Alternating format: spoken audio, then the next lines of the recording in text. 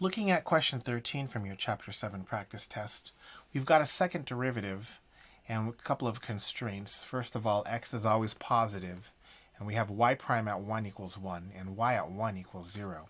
So that's a lot of information up front to give you. You're probably going to need all of that to solve.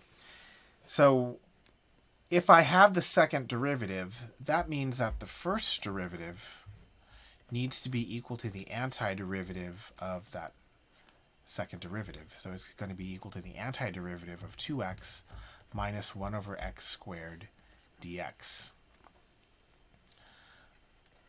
Highly recommend that you at least think about turning this into a negative 2 power so that it's easier to find an antiderivative. Antiderivative of 2x is x squared. Antiderivative of x to the negative 2, well, negative 2 plus 1 is negative 1. So this is equal to x to the negative 1 over negative 1, and then, of course, plus constant. Let's simplify that. dy dx equals x squared plus 1 over x plus constant. Now we're going to use this first initial condition. The first derivative, y prime of 1, that's going to be equal to 1, and that's going to be equal to 1 squared plus 1 over 1 plus constant.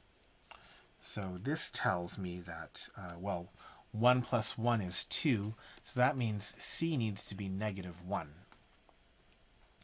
Giving me dy dx equals x squared plus 1 over x minus 1. Applying the same logic, we're going to take the antiderivative here again, and the antiderivative of dy dx is just y. So y is equal to the antiderivative of x squared plus 1 over x minus 1. Well, that's not that big a deal again. Antiderivative of x squared is 1/3 x cubed. The antiderivative of 1 over x, now be careful there because that's equal to natural log of x.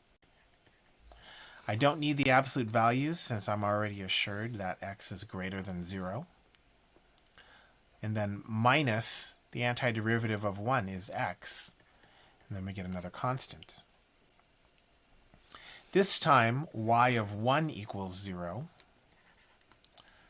So y, when the x coordinate is 1, is 0. And that's going to be equal to 1/3 of 1 cubed plus the natural log of 1 minus 1 plus constant. Now, over here on the right side, that just simplifies to 1/3 plus, now the natural log of 1 equals 0. So we've got 1/3 minus 1.